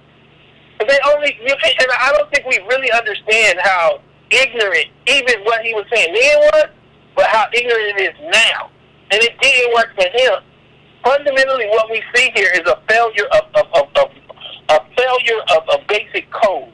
You set a code up that says you need to hire black people. If you hired a white attorney, you can't tell us to hire black people. Yeah. You set a code up and you said get a business and make it work right. And then when it didn't work right, you didn't pay the bank back, the black bank. You got to say that out loud and apologize to the bank, to me, to you, to the community. And like I feel like in a lot of instances, what we're seeing is the language that everybody like. Look, I told y'all before, I ain't had no granddad. So on either side.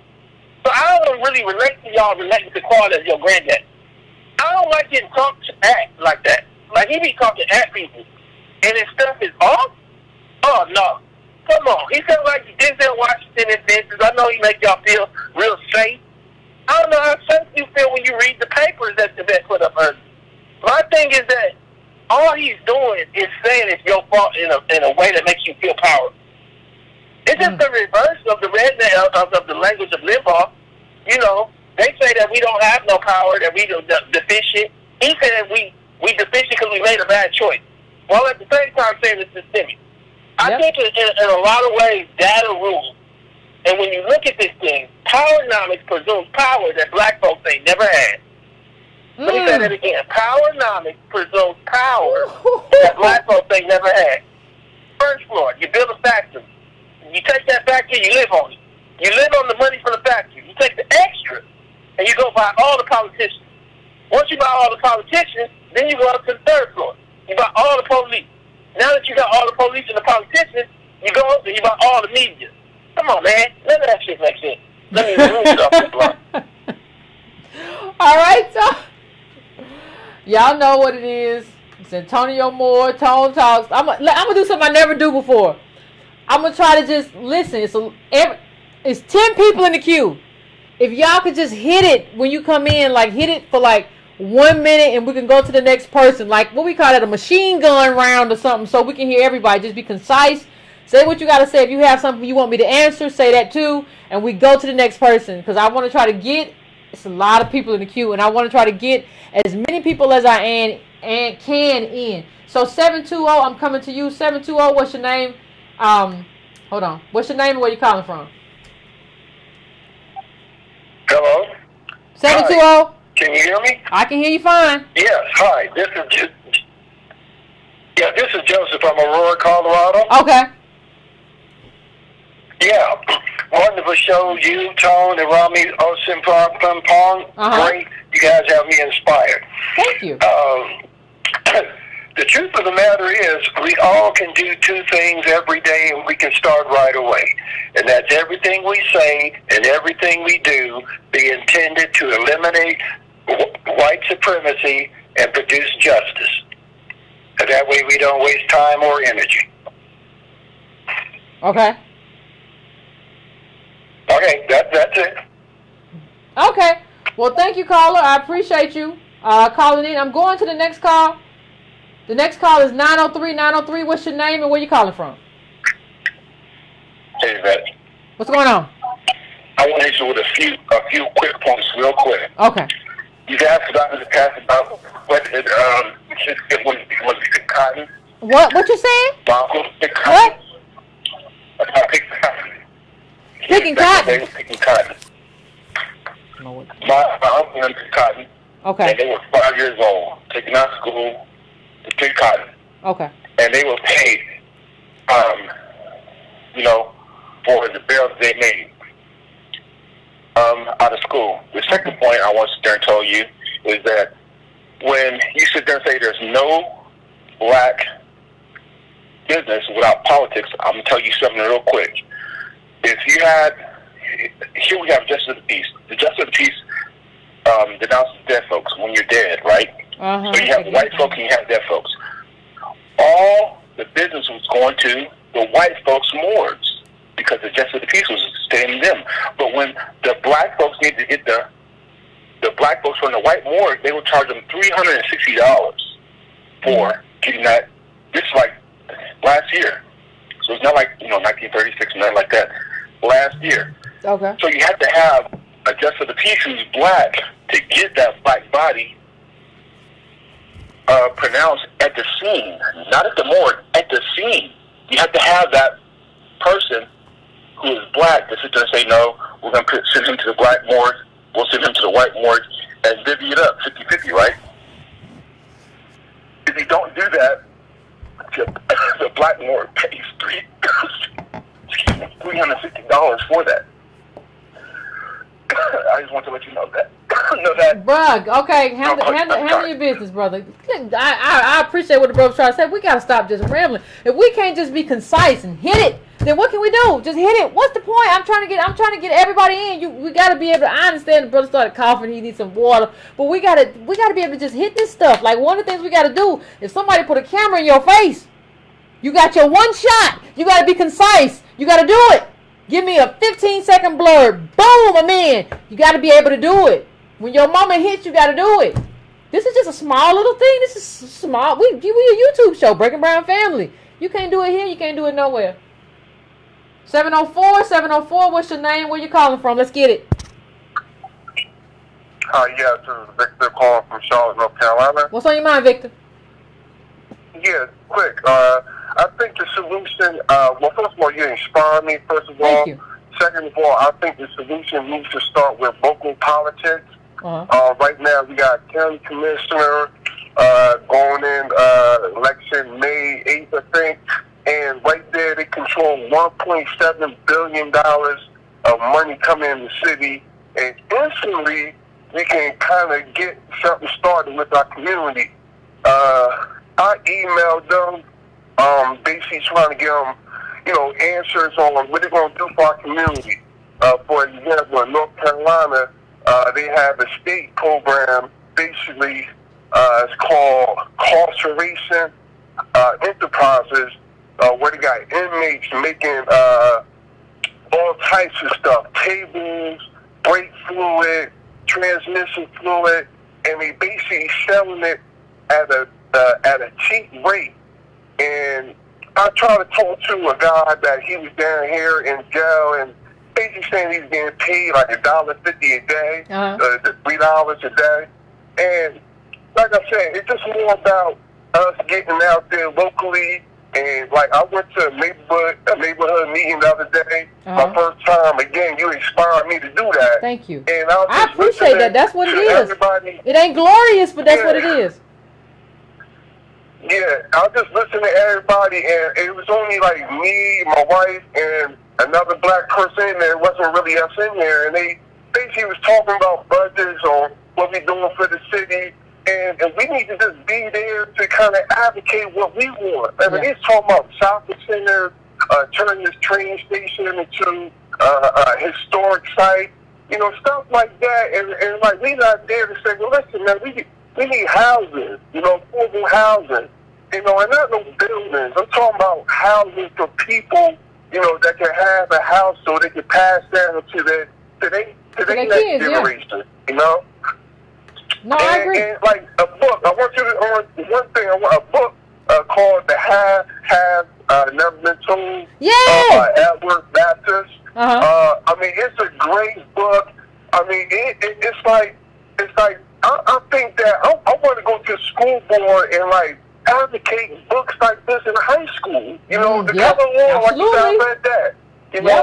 That's what we need to do. We need to go to the school board and be like, listen, man, these books is what we need in school so these kids can understand where we at, so we can kind of like come to solutions. Everybody needs to, it's not about getting a solution tomorrow. It's about doing the work to get to that solution. I agree, Carl. I'm going to let you go because I'm trying to get to some other calls. But, no, I agree in the sense of, how do you have a kid? How do you have a kid? Parents, I'm talking to you. How do you have a kid in the school system and you are actively advocating the school board on what that kid needs to learn? How have you, and the caller's right, how have you not surveyed the books on politics or whatever and decided that this is what my kid needs to be reading in high school? I want to know what kind of parent you are. What have you read? This is important. Like, we don't want to talk about how important knowledge is. And you ain't nobody, would you just homeschool your kid? Who's at home? Like, even if you have a two-parent home, if you have a one-parent home, it's definite that parent needs to work. If you have a two-parent home, they need to work too. Ain't nobody at home. This ain't Leave It to Beaver. What are you talking about? We could just be at home. Most people are not going to be at home. You're going to have to advocate that school. And you're going to have to advocate that school to be around, too, because these schools trying to educate your kids from their laptop. So I'm going to take a couple more calls. 972, I'm calling to you. What's your name and where you calling from? Hello, yes. Can you hear me? Yeah, I can hear you just fine. What's going on? Hello, my name is Juan. I want to read two scriptures, actually. I firmly believe that the solution solution to our problem as Hebrews, not black people, are in the Bible and not politics. We look towards politics. It's like asking the bully to stop picking on us. This country was built on rape, rob, and murder, and we're trying to make it righteous, which it cannot be. It's not meant to be righteous. This is another Egypt, just how Israel was in Egypt. All right, I appreciate you. Like, listen, you have to understand, nobody is, listen, you all know how much I go to St. Stephen's. I love Dr. Cobb. I love the church. I have talked about the limitations or some of the black prosperity preaching. I've talked about that a lot and how that is not biblical. But how are you going to say, like, this person needs help? Like, how are you going to say, like, the church? There's nothing wrong with the church. There might be something wrong with your preacher. There might be something wrong with your preacher. But I don't see anything wrong with the church. But even if you do, how are you going to say, like, that we shouldn't be in politics? Like, he's talking about we shouldn't be. He's saying that we shouldn't be in politics. We should just be in the church. Nobody does that. Like, that's a recipe for failure. Like, what's wrong with y'all? What is wrong with y'all? Everybody, like, politics, it's like we all send our money to Capitol Hill. And the politicians that we elect decides how it's going to get. Even in your own community, your own state, we all send our money to the governor, the General Assembly, and they decide how that money is going to get cut up. So everybody goes there to get the most of the money. And you going to call me to read 2 scriptures to keep me stuck at home so that I won't do anything in politics. You can be involved in the church but be political. We have souls to the polls all the time where churches send buses for people to go vote. We do all of that, right? So we understand that there's a connection, right? We have politicians come into church and they all can talk and tell us what they believe in. Those things go hand in hand. Don't come in here calling me, telling me that if you Christian, you can't be political. Just keep that stuff somewhere else. Jesus, help me. 757, you my last call. 757, unless you're crazy. And what's your name? Where you calling from? How you doing, Yvette? What's going on, my man? It's Otis again. I know it's Otis. What's up, Otis? I know you want to hit a minute. You featured Hannah Jones talking about why schools are segregated. Yes. Right now in Birmingham, they just spent $55 million on a new high school in that very same district that the black judge you featured in. That very same district now, once they got the school completed, now they're trying to use a loophole in the law to succeed from Birmingham City schools so that they can make their school predominantly white again. Our people don't want to do the work on the ground to be involved in politics. I see it sometimes in your chat room.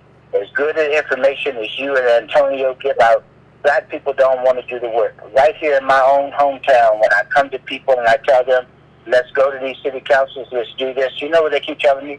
But you want to raise hell. How do they think that you're going to advocate if you're just going to go along with somebody that you know is trying to get theirs? You have to be willing to offend people sometimes to get what you need. All the time. To be an agitator. Yep. And the other thing I'd like to say is, I talked to you before about trying to get some advocates and hashtagging and stuff like that. Right now, they did a documentary. I sent it to you at Editor at Breaking Brown. I know you're busy.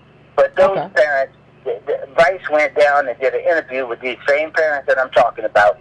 Put them out so it's on YouTube. Do you think a single black politician has gone to the aid of these people to intercede and make sure that these schools don't get resegregated? We have to hold people accountable and be willing to get rid of some of them. The white people already showed you how. Tea Party did that. They got rid of the people that didn't do what they wanted them to do. That's why we're here for what we are today.